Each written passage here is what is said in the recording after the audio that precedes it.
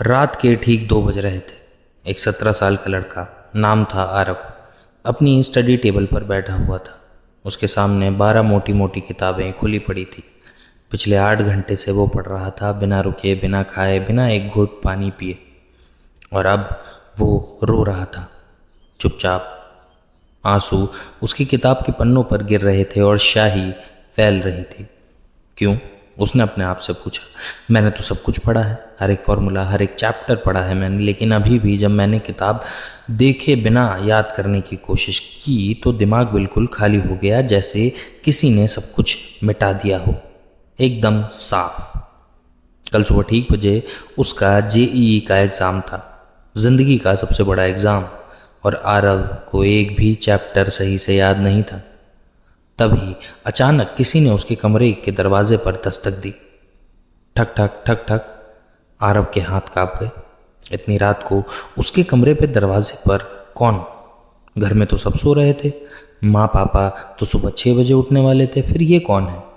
और अगर मैं आपसे कहूँ कि अगले 20 मिनट मैं जो कहानी आपको सुना रहा हूँ वो आपकी ज़िंदगी हमेशा के लिए बदल देने वाली है, क्योंकि इस कहानी में छुपा है दुनिया के 5 महान दिमागों का वो राज जिससे आप एक बार पढ़ा हुआ कभी नहीं भूलेंगे।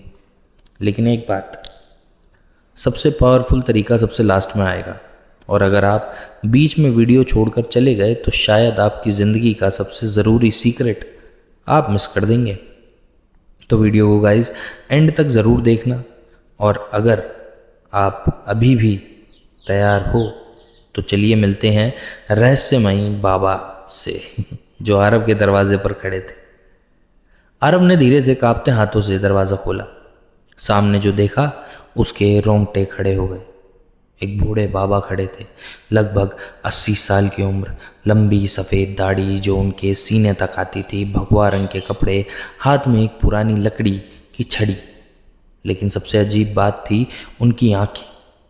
वो आंखें जैसे हजारों साल पुरानी हो, जैसे उन्होंने दुनिया बनती और मिटती देखी हो। आप कौन हैं? आरव के गले से आवाज़ मुश्किल से निकली। और इतनी रात को मेरे घर कैसे? बाबा मुस्कुराए, एक हल्की सी गहरी मुस्कान।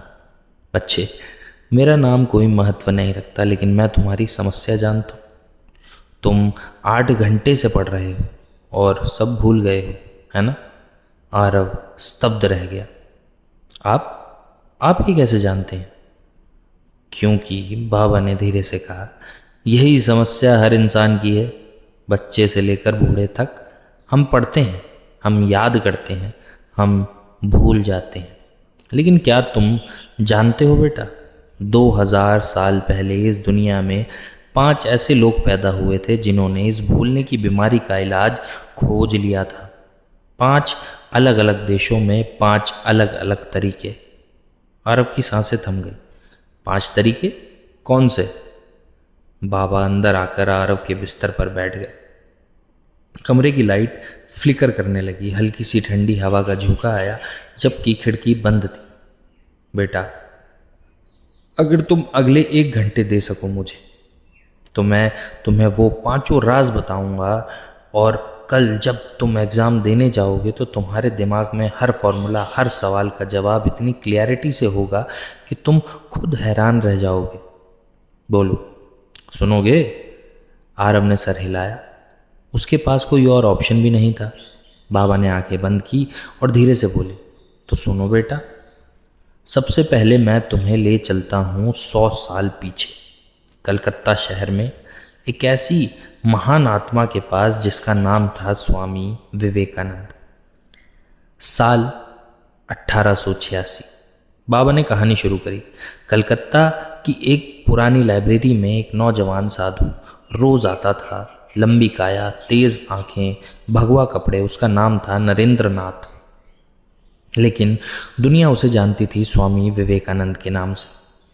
आरव को अपने सामने एक धुंधली सी तस्वीर दिखने लगी, जैसे वो खुद उस तस्वीर से पूछ रहा हो कि तुम पुरानी लाइब्रेरी में क्यों खड़े हो?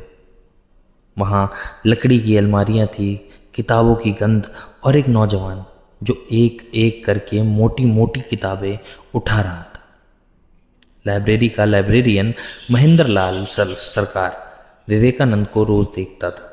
विवेकानंद रोज सुबह आते थे, एक मोटी किताब उठाते थे, लगभग 2 घंटे बैठकर पढ़ते थे और शाम को वो किताब वापस करके एक नई किताब ले जाते थे। एक दिन लाइब्रेरियन ने सोचा, ये साधु पागल है क्या? इतनी मोटी किताबें, इंसाइक्लोपीडिया जैसी किताबें, कोई इंसान एक दिन में पूरी इंसाइक्लोपीडिया का एक वॉल्यूम कैसे पढ़ सकता है? ये तो बस किताबें उलट रहा होगा, बेवकूफ़ बना रहा होगा। एक दिन लाइब्रेरियन ने हिम्मत की। जब विवेकानंद के साथ किताब वापस करने आए तो उसने पूछा, स्वामी जी, आप सच में ये सारी किताबें पढ़ते हो या बस टाइम पास करते हो? बाबा एक पल के लिए रुक गए। आरव की आंखें बड़ी हो गई। विवेकानंद मुस्कुराए और बोले, तुम क्या समझते हो? तुम मुझे टेस्ट करना चाहते हो? लाइब्रेरियन ने संकुचाते हुए कहा, हाँ, अगर इजाज़त हो तो। विवेकानंद ने कहा, कर लो। इंसाइक्लोपीडिया के किसी भी वॉल्यूम से, किसी भी पेज से कोई भी लाइन पढ़ो, मैं आगे का पूरा पैराग्राफ शब्द दर शब्द सुना दूंगा। लाइब्रेरियन ने मजाक समझा था। उसने रैंडम एक वॉल्यूम उठाई, पेज खोला, 1847, एक लाइन पढ़ी। विवेकानंद ने आगे पूरा पैराग्राफ एक एक शब्द सुना दिया, बिना रुके, बिना सोचे, जैसे वो पेज उनके सामने खुला हो। लाइब्रेरियन के हाथ से किताब गिर गई। वो घुटनों के बल बैठ गया, बोला, स्वामी जी, ये कैसे संभव है? आरव की सांसें तेज हो गई। हाँ बाबा, ये कैसे संभव है? बाबा ने धीरे से कहा। विवेकानंद ने एक शब्द कहा, सिर्फ एक शब्द, एकाग्रता। एकाग्रता का मतलब है एक बिंदु पर ध्यान, सिर्फ एक। जब विवेकानंद पढ़ते थे तो वो सिर्फ पढ़ते थे। उनके दिमाग में दूसरी कोई चीज़ नहीं होती थी, न कल, न खाना, न परसों, न मीटिंग, न कोई टेंशन, न कोई रिकवरी, न कोई किसी चीज़ के बारे में सोचना, बस किताब और उनका दिमाग, बीच में और कुछ भी नहीं। और इसलिए हर शब्द उनके दिमाग पर एक फोटोग्राफ की तरह छप जाता था, हमेशा के लिए। बाबा ने आरव की तरफ देखा। बेटा, अब अपने आप से पूछो, जब तुम पढ़ते हो तो क्या तुम्हारे दिमाग में सिर्फ पढ़ाई होती है या फिर मोबाइल की घंटी, इंस्टाग्राम के नोटिफिकेशन, दोस्तों की बातें, या यूट्यूब की लेटेस्ट वीडियो? आरव ने नीचे देखना शुरू कर दिया। वो शर्मिंदा हो गया।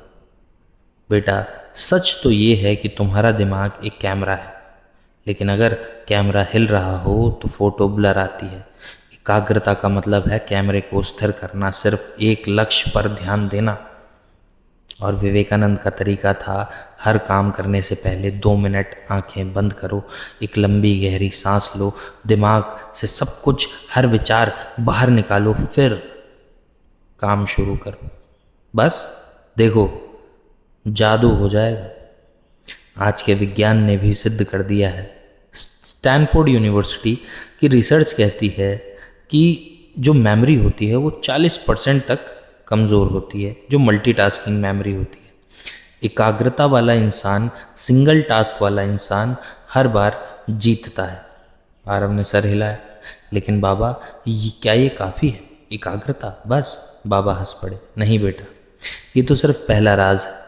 अब तुम्हें ले चलता हूँ मैं 2000 साल पीछे, ग्रीस देश में, एथेंस शहर की एक पाठशाला में, जहाँ एक महान आत्मा रहती थी जिसका नाम था अरस्तु।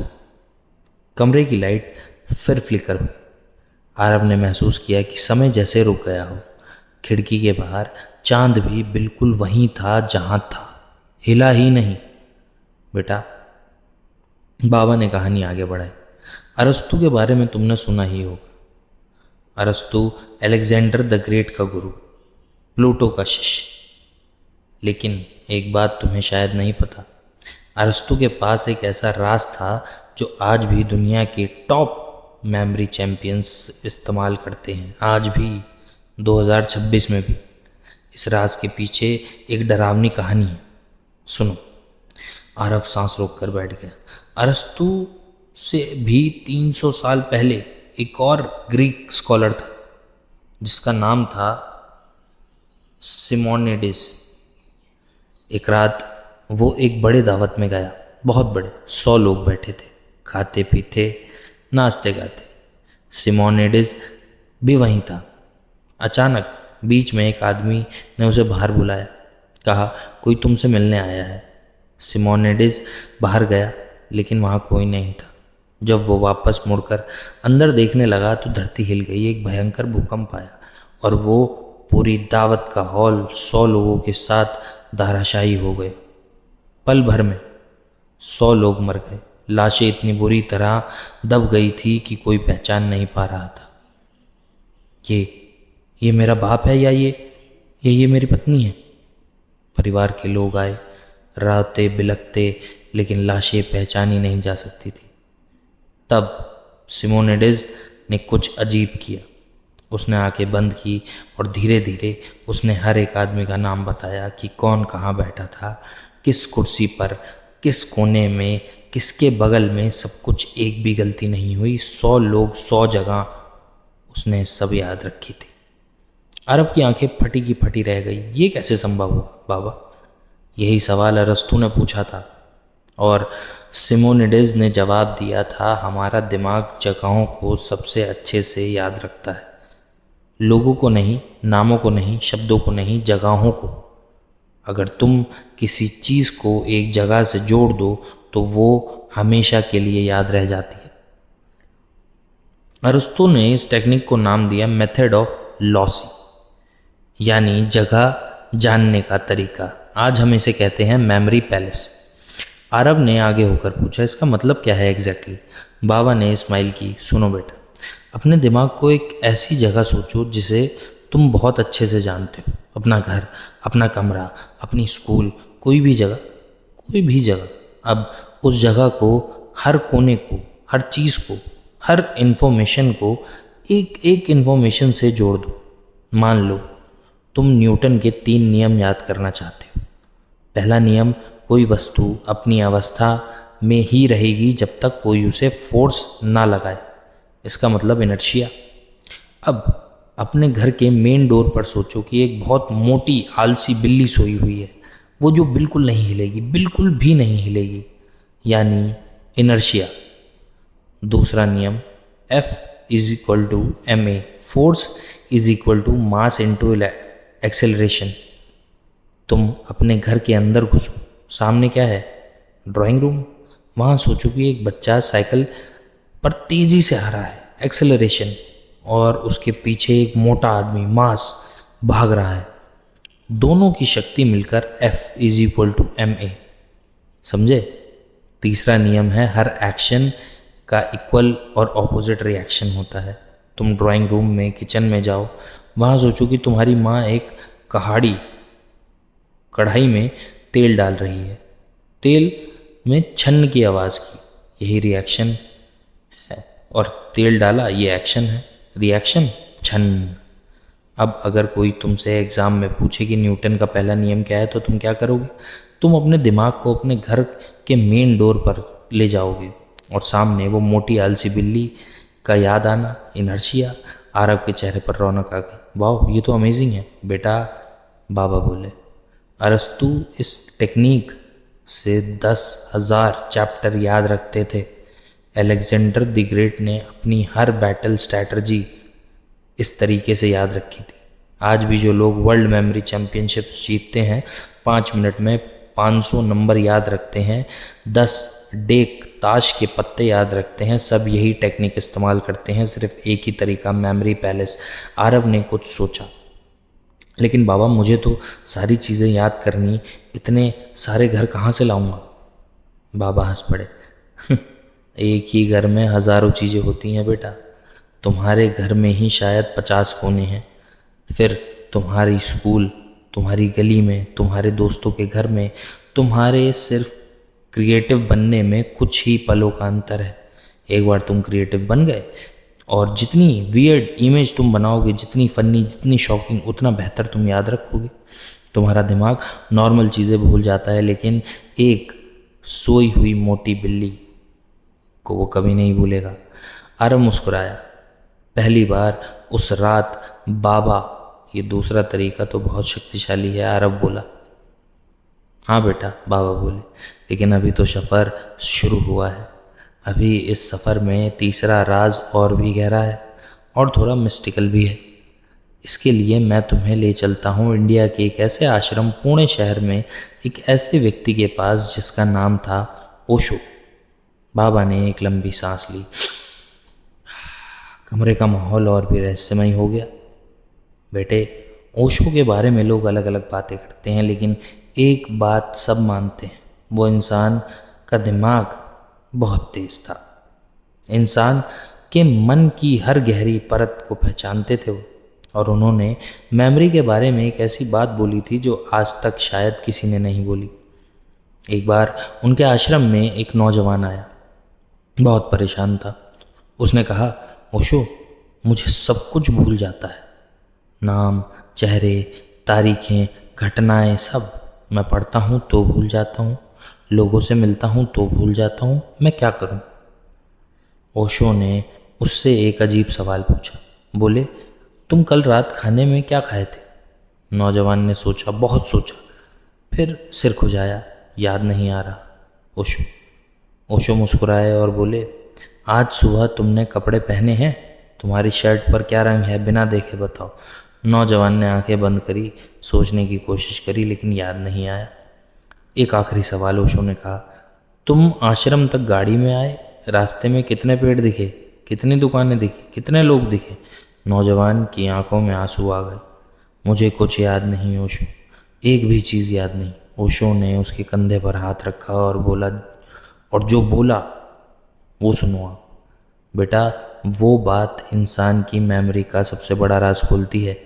आरव ने सांस रोककर बोला कि जल्दी बताओ क्या बात है। उसका दिल तेजी से धड़कने लग गया। ओशो ने कहा, बच्चे, तुम कुछ भूल नहीं रहे, तुमने कभी याद ही नहीं रखा, क्योंकि याद रखने के लिए एक चीज़ चाहिए, उस पल में होना, मौजूद होना, अवेयरनेस, साक्षी भाव। तुम जब खाना खा रहे थे तब तुम्हारा मन कहीं और था, जब तुम कपड़े पहन रहे थे तब तुम्हारा मन कहीं और था, जब तुम गाड़ी में आ रहे थे तब तुम्हारा मन कहीं और था। तुम कभी यहाँ थे ही नहीं, तो यहाँ की चीज़ें कैसे याद रखोगे? आरव के सीने में कुछ हिल गया, जैसे कोई बात सीधी दिल पर लगी हो। ओशो ने आगे कहा, मेमोरी एक शीशे की तरह है। अगर तुम सामने नहीं खड़े हो तो शीशा तुम्हारी छवि नहीं बनाएगा। आज के इंसान की यही ट्रेजेडी है। वो खाता है लेकिन खाने में नहीं होता, मोबाइल में होता है। वो पढ़ता है लेकिन पढ़ने में नहीं होता, कल की वरी में होता है। वो बात करता है लेकिन बात में नहीं होता, अपनी रिप्लाई सोच रहा होता है। तो कुछ याद कैसे रहेगा? बाबा ने आरव की तरफ देखा। बेटा, समझ में आई बात? आरव ने हौले से सर हिलाया, उसकी आंखें नम थी। बाबा, मैं भी तो ऐसा ही करता हूँ। मैं पढ़ता हूँ लेकिन साथ में 10 चीज़ें भी सोच लेता हूँ, साथ में इंस्टाग्राम भी चलाता हूँ, साथ में गाने भी सुनता हूँ, और इसलिए तुम्हें कुछ याद नहीं रहता, बाबा ने धीरे से कहा।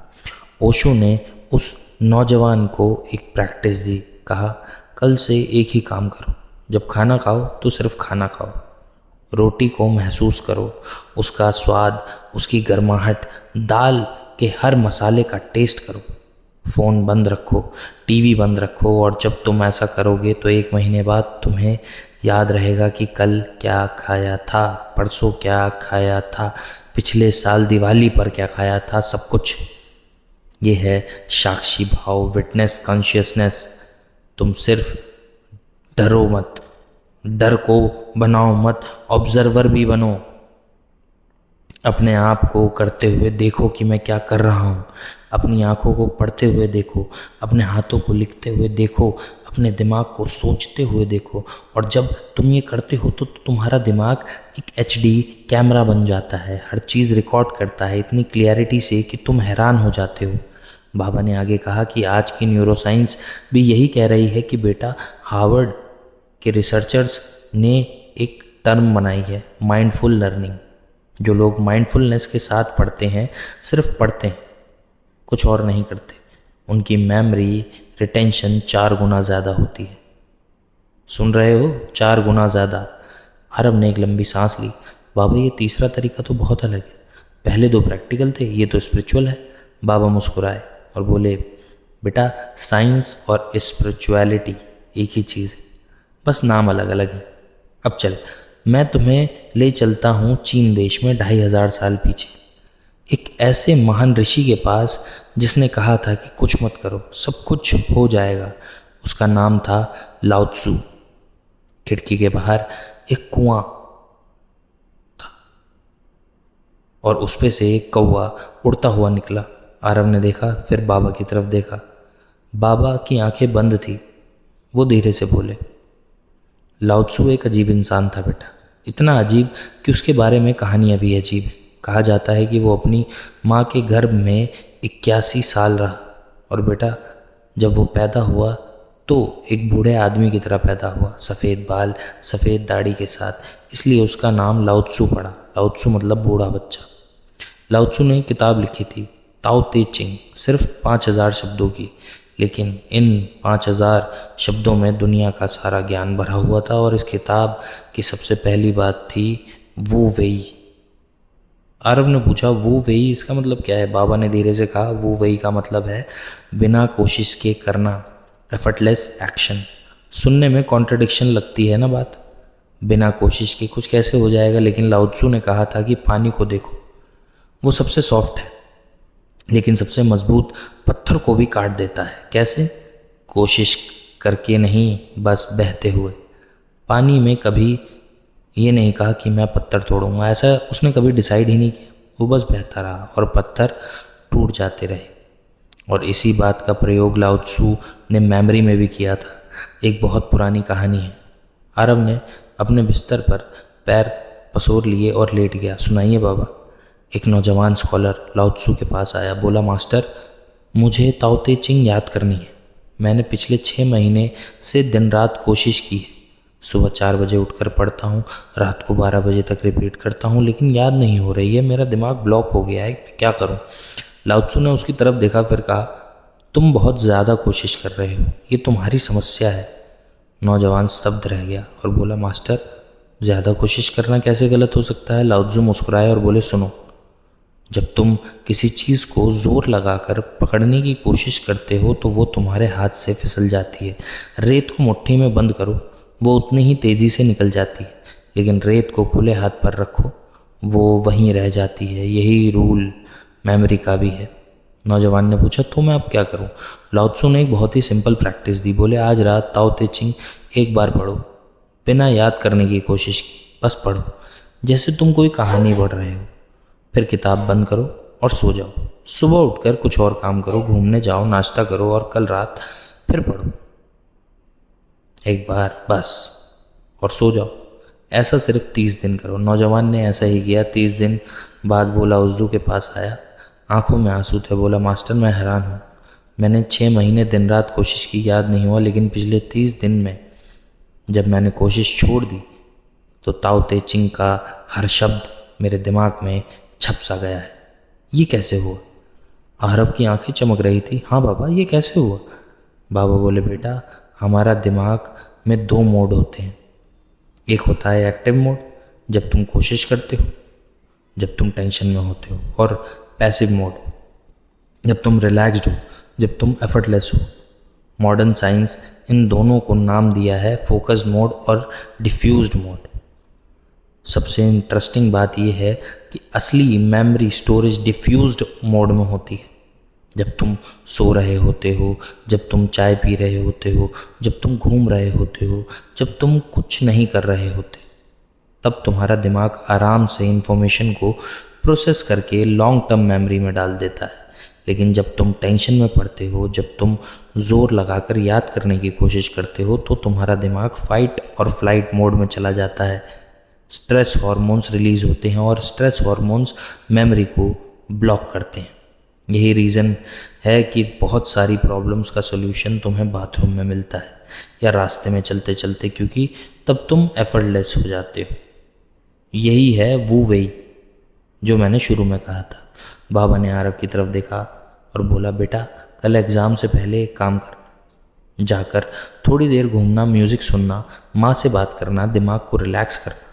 और जब तुम एग्ज़ाम हॉल में बैठोगे तब तुम्हें सब कुछ याद आएगा अपने आप, बिना कोशिश के। आरव ने सर हिलाया। बाबा, ये तरीका तो बिल्कुल उल्टा है, जैसे हम सोचते हैं वैसे। हाँ बेटा, और सच के साथ अक्सर यही होता है। सच हमेशा उल्टा होता है, जो दुनिया समझती है उससे तो कहीं उल्टा। लाओ त्सु ने यही कहा था। लेकिन बाबा, एक पल के लिए चुप हो गए और फिर बोले, बेटा अब समय आ गया है सबसे पावरफुल राज, सबसे आखिरी राज, सबसे खतरनाक, क्योंकि ये सिर्फ तुम्हारी मेमोरी को ही नहीं बढ़ाएगा, ये तुम्हें एक सम्राट बना देगा।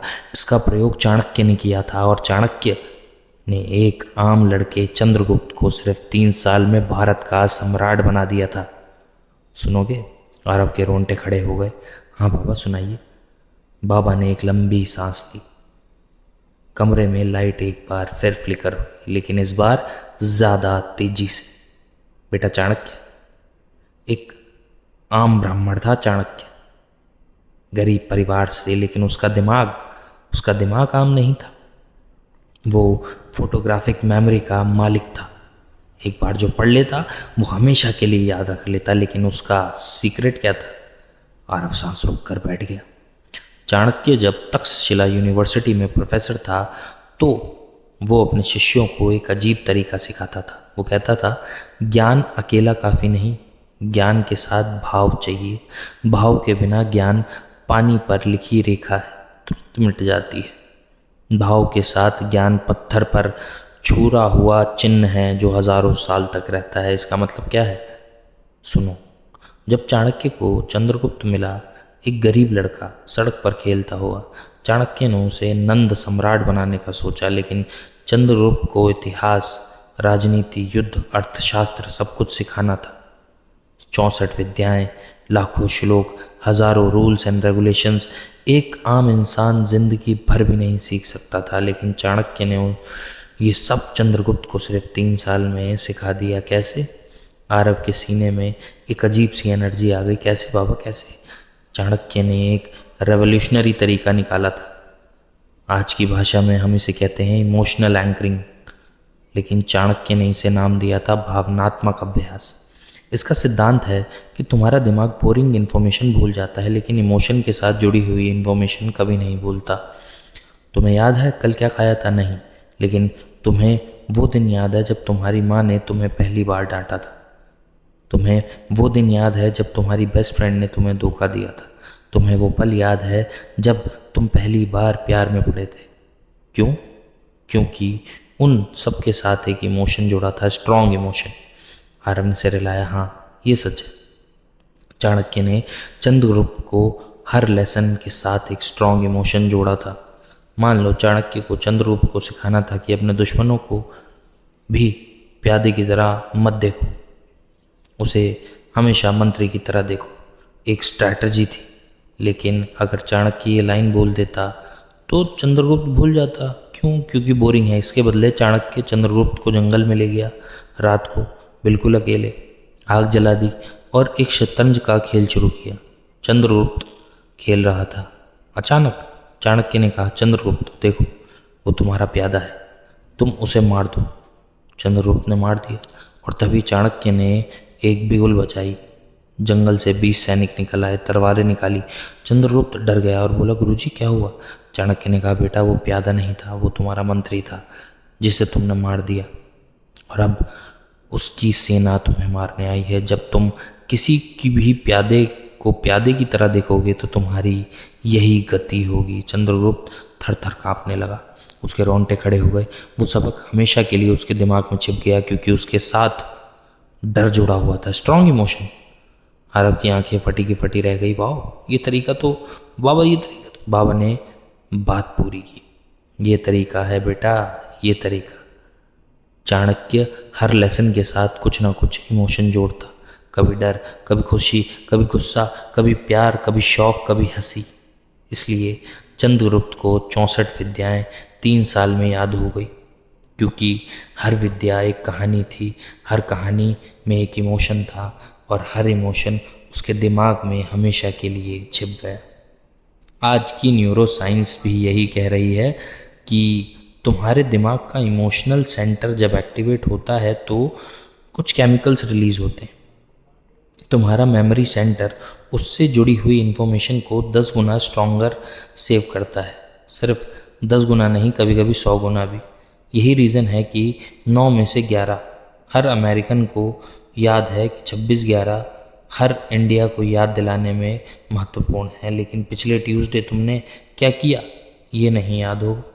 बाबा ने आरव की तरफ देखा। बेटा, अब तुम समझो, जब तुम पढ़ते हो तो इन्फॉर्मेशन ड्राई होती है, बोरिंग होती है, नंबर्स, फार्मूलाज, डेफिनेशंस, तुम्हारा दिमाग उसे सेव नहीं करता। लेकिन अगर तुम हर इन्फॉर्मेशन के साथ एक इमोशन जोड़ दो, कोई कहानी, कोई विजुअल, कोई फीलिंग, तो वो इन्फॉर्मेशन हमेशा के लिए सेव हो जाएगी। मान लो तुम याद रखना चाहते हो बैटल ऑफ प्लासे 1757 में हुई थी। बोरिंग है, लेकिन अगर तुम सोचो कि 1757 में जब तुम्हारे घर का कोई पुरख, मतलब तुम्हारा कोई पूर्वज, मान लो दादा दादी या फिर कोई और जवान था, उसने देखा कि कैसे ब्रिटिश ईस्ट इंडिया कंपनी ने धोखे से बंगाल जीत लिया। उसने अपनी बेटियों को कंपनी में छुपाया, उसने अपनी ज़मीन खो दी। यही 1757 में यही है प्लासी, बैटल ऑफ प्लासी। अब कभी नहीं भूलोगे। आरव की आंखें चमक रही थी। बाबा, ये 5 तरीके तो अमेजिंग हैं, लेकिन बाबा कह रहे ठहरो। लेकिन क्या बेटा, ठहरो ठहरो। आप 4 बज रहे हैं, आप आए, 5 घंटे बैठकर मुझे सिखाया। आप है कौन सच में? बाबा ने एक लंबी सांस ली और जो बोला वो आरव की ज़िंदगी का सबसे बड़ा ट्विस्ट था। बाबा उठे, खड़े हुए, खिड़की के पास गए, बाहर देखा। बेटा, एक सवाल पूछता हूँ, आज रात तुमने मेरे कपड़े देखे? आरव ने सर हिलाया। हाँ, भगवा कपड़े। मेरी दाढ़ी देखी? हाँ, सफ़ेद लंबी दाढ़ी। मेरी आँखें? आरव ने याद करने की कोशिश की। हाँ बाबा, आपकी आँखें बहुत पुरानी लगती हैं। लेकिन आरव रुक गया। उसके दिल में एक अजीब सी शंका हुई। लेकिन क्या बेटा? बाबा मुस्कुराए। लेकिन आपकी आंखें मुझे बिल्कुल मेरे दादाजी की आंखें जैसी लगती हैं, जो पिछले साल। आरव की आवाज़ दब गई। बाबा धीरे से सर हिलाया। जो पिछले साल गुजर गए थे, है ना? आरव की आंखों में आंसू बहने लगे। हाँ बाबा। लेकिन आप कैसे? बाबा आए, आरव के पास बैठे, उसके सर पर हाथ रखा। बेटा, जब तुम्हारे दादाजी जा रहे थे उन्होंने एक बात कही थी, याद है? आरव ने रोते हुए सर हिलाया। हाँ, उन्होंने कहा था कि बेटा, जब तुम्हें सबसे ज़्यादा ज़रूरत होगी तो मैं आऊँगा, किसी न किसी रूप में। बाबा मुस्कुराए। और आज जब तुम्हें सबसे ज़्यादा ज़रूरत थी तो मैं आया, तुम्हारे दिमाग में, तुम्हारे अंतर्मन में। ये 5 तरीके, विवेकानंद, अरस्तु, ओशो, लाओ त्सु और चाणक्य, ये सब कुछ तुम्हारे दादाजी ने तुम्हें बचपन में बताया था, कहानियों में, प्यार में, लेकिन तुम भूल गए। आज रात तुम्हारे अपने मन में, अपने दादाजी के रूप में तुम्हें सब कुछ याद दिलाया है। क्योंकि ज्ञान कभी बाहर नहीं होता बेटा, ज्ञान हमेशा तुम्हारे अंदर होता है, तुम्हें सिर्फ उसे जगाना होता है। यार, अब फूट फूट कर रोने लगा। दादाजी, मुझे माफ़ कर दीजिए, मैं आपको भूल गया था। बाबा ने उसे गले लगाया। तो तुम मुझे नहीं भूल गए बेटा, तुम अपने आप को भूल गए थे। आज से याद रखना कि हर इंसान के अंदर एक विवेकानंद है, एक अरस्तु है, एक ओशो है, एक लाओ त्सु है, एक चाणक्य है। तुम्हें बस उसे जगाना है। अचानक कमरे की लाइट बुझ गई, फिर जली। आरव ने आंखें खोल कर देखा तो बाबा अब वहाँ नहीं थे। कमरा खाली था, खिड़की बंद थी, सब कुछ वैसा ही था जैसे पहले। लेकिन आरव के चेहरे पर एक अलग चमक थी। सुबह 9 बजे आरव एग्ज़ाम हॉल में बैठा हुआ था। कन्वेक्शन पेपर खुला, पहला सवाल पढ़ा। आरव ने आंखें बंद की, 2 गहरी सांसें ली। एकाग्रता, एकाग्रता, बस पेपर, पेन, बस दिमाग, बीच में कुछ नहीं। फिर उसने अपनी मेमोरी पैलेस में घुसने की कोशिश की। अपने घर के मेन डोर पर वो मोटी बिल्ली, इनर्शिया, न्यूटन का पहला नियम, हाँ, सब कुछ याद आ गया। आगे बढ़ा। सवाल के साथ उसने इमोशन जोड़ा। इमेजिन किया कि अगर ये गलत हो गया तो दादाजी उदास होंगे, और अगर सही हो गया तो दादाजी मुस्कुराएंगे। भावनात्मक अभ्यास। बिना कोशिश के हर जवाब उसके दिमाग में बहने लगे, जैसे पानी पत्थरों पर बहता है, वो वही। और हर शब्द लिखते हुए वो उस पल में था मौजूद, साक्षी, अवेयरनेस के साथ ओशो का राज। 3 घंटे बाद जब वो एग्ज़ाम हॉल से बाहर निकला, उसका चेहरा अलग था, उसकी चाल अलग थी, उसकी आंखों में आत्मविश्वास था जो पहले कभी नहीं था। 3 महीने बाद रिजल्ट आया। आरव ने all India rank 47 IIT Delhi में एडमिशन मिला उसे। लेकिन उसके लिए सबसे बड़ी जीत थी कि आरव अब कभी कुछ नहीं भूलता था, ना नाम, ना चेहरे, ना किताबें, ना फॉर्मूले, ना कहानियाँ। सब कुछ उसके दिमाग में हमेशा के लिए छप गया था, क्योंकि उसने 5 राज सीख लिए थे। और प्यारे दोस्तों, अगर आप इस वीडियो को यहाँ तक देख रहे हो तो एक सवाल पूछता हूँ कि क्या आपको ये 5 तरीके याद हैं? पहला, स्वामी विवेकानंद का एकाग्रता। दूसरा, अरस्तु की मेमोरी पैलेस। तीसरा, ओशो का साक्षी भाव। चौथा, लाओ त्सु का वू वेई एफर्टलेस। पांचवा, चाणक्य का भावनात्मक अभ्यास। इन पांचों को एक साथ इस्तेमाल करो, 1 महीने के अंदर आप खुद हैरान हो जाओगे कि एक ऐसी मेमोरी बनेगी जो आप कभी भूल भी नहीं पाओगे। लेकिन सबसे बड़ी सीख क्या है इस पूरी कहानी की? सबसे बड़ी सीख ये है कि ज्ञान कभी बाहर नहीं होता, ज्ञान हमेशा अंदर होता है। विवेकानंद, अरस्तु, ओशो, लाओ त्सु, चाणक्य, ये सब आपके अंदर ही बैठे हैं। बस आपको सिर्फ उन्हें जगाना है, आपको सिर्फ खुद पर भरोसा करना है। आप जिस भी फील्ड में हो, स्टूडेंट हो या बिजनेसमैन हो या हाउसवाइफ हो या रिटायर्ड हो, आप कुछ भी सीख सकते हो, कुछ भी याद रख सकते हो। आपकी मेमोरी की कोई लिमिट नहीं है, कभी न थी, न है, न होगी। बस आपको ये सही तरीका नहीं पता था, जो आज आपको पता लग गया है। अगर इस वीडियो से आपको एक भी चीज़ सीखने को मिली हो तो कमेंट में ज़रूर लिखिए, क्योंकि हर एक के अंदर एक दादाजी होता है, हर एक के पास अपना ज्ञान है, बस उसे जगाना है। वीडियो को लाइक कीजिए, शेयर कीजिए और अपने दोस्तों के साथ शेयर कीजिए, क्योंकि शायद किसी को आज इस ज्ञान की बहुत ज़्यादा ज़रूरत है। अगले वीडियो में हम आपके साथ मिलेंगे, ऐसी ही बातें शेयर करूंगा। दुनिया की सबसे अमीर 5 लोग अपना पैसा कैसे संभालते हैं, एक राज सिर्फ जो 1% लोग जानते हैं। तब तक के लिए याद रखिए कि आप जो सोचते हैं वो आप बन जाते हैं। और अगर आप सोच सकते हो कि आप कुछ भी याद रख सकते हो तो आप याद रख सकते हो। धन्यवाद। खुद पर भरोसा कीजिए।